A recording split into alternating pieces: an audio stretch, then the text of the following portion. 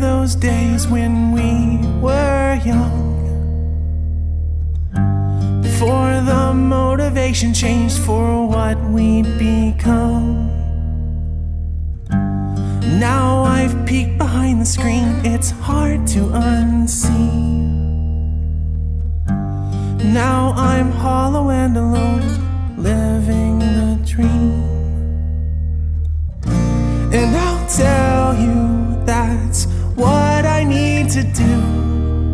What is going on, everybody? Welcome to From the Green Room. My host tonight, or my guest tonight, is Mitch from the Silent Theory. How are you, Mitch? Good. How are you? I'm good.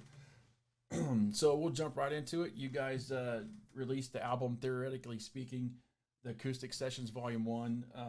Tell us about that. Yeah, we've been talking for years about wanting to do kind of a compilation of songs off of former albums and kind of doing this reimagined version of them, either acoustically or cinematically or whatever. And finally decided, enough talking, let's actually do it. And we released Hunter Be Hunted May of 21. So that gave us 3 albums total. So we decided to take 2 tracks off of each album and do this acoustic version of each. And we tried to get creative. One of the things, like me personally, I don't like it when bands do an acoustic song and it's literally identical to the heavier, the original song. And so we tried to think outside the box a little bit on this. So like we have a live violinist on a couple of the tracks. Am I Fixed Yet is more of a skiffle bluegrass thing. I don't know. It was way out there, but we were like, let's just do it. So, hey, and I personally like the acoustic versions of songs, so I really enjoyed listening to that. You guys is Theoretically Speaking.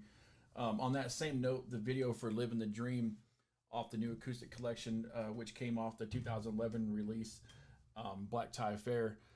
Talk about the video and how you guys came up with that concept and stuff. Yeah, that was kind of Dakota's baby. He, if you listen to the original Living the Dream off of Black Tie Affair, and then you listen to Dakota's version of Black Tie Affair, you'll notice they're 2 very drastically different set of lyrics. Nick, our first singer who wrote the lyrics for Living the Dream off Black Tie Affair, it was kind of this optimistic song. Stars in our eyes. We were only a year into Silent Theory at that point. So, we were reaching for the stars. And then you fast forward all these years, Dakota had taken it from kind of a different angle of not so optimistic. It was, there's a lot of great things about being a musician and being in a band, but there's a lot of stuff that is absolutely terrible about it, and I think he had written it kind of from that standpoint of I'm living the dream here for you guys. Right. But as far as the video goes, he had this idea of just kind of a desolate location. Honestly, kind of like a homeless feel. And so they had found, our videographer and him had found this location in Spokane Valley that was under the bridge with the railroad tracks behind him. And that's just where they decided to do it. We were originally all going to be in the video. but because musically it's so minimal, we were like, well, what? Like we could try and act in this thing. I don't. None of us are actors. It probably Right. won't go well. So we decided to just keep it really simple with Scott and Dakota. That was a good, perfect location for that video shoot. I thought, um, I thought so too. just where, I mean, it's hard to find good locations, but I thought that was a good spot. Silent Theory has been grinding for a while, finding success with the single "Fragile Minds" back in 2016. That surpassed 17 million views, and growing.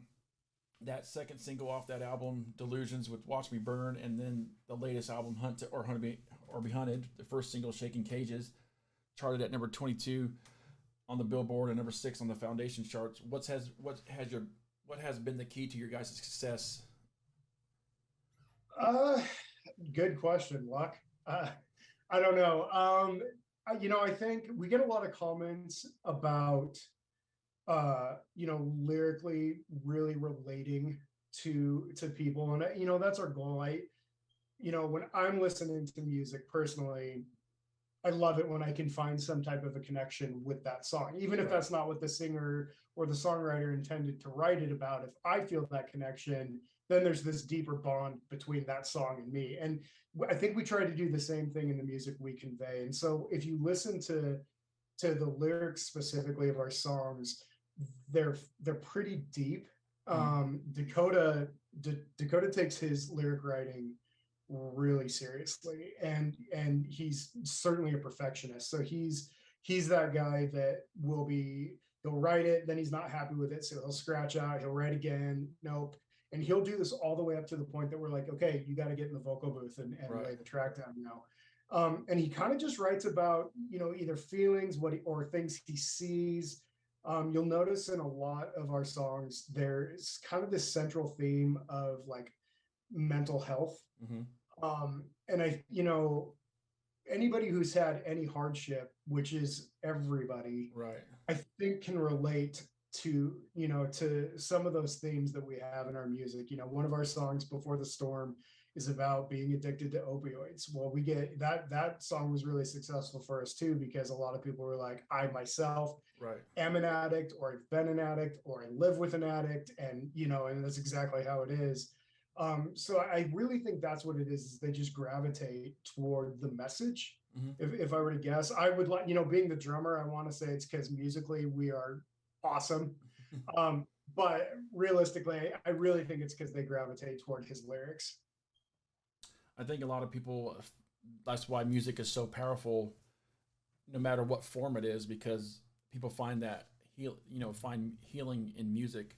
I know I have in my past, and like you said, I find certain songs that I have a connection with, and I listen to them over and over again, and I think that's who anybody who loves music or listens to music finds that something in it, and then that's Right. why it's so powerful.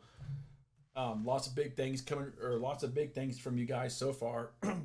Looking at the rest of 22 and into 23, what do you guys got planned? What can we expect from Silent Theory? So we actually just announced about an hour ago, we're releasing a new single called "So Far So Good." Mm-hmm. So we've released the acoustic stuff. We're going back to the radio stuff, and announced that today. So we're going to be releasing a heavy track, an actual Silent Theory track, on October 7th. Okay. We'll run a full radio campaign behind that, and then honestly, not a ton after that. Actually, we're going to be coming up. We'll release "So Far So Good," and then we're creeping up on the holidays. Yeah.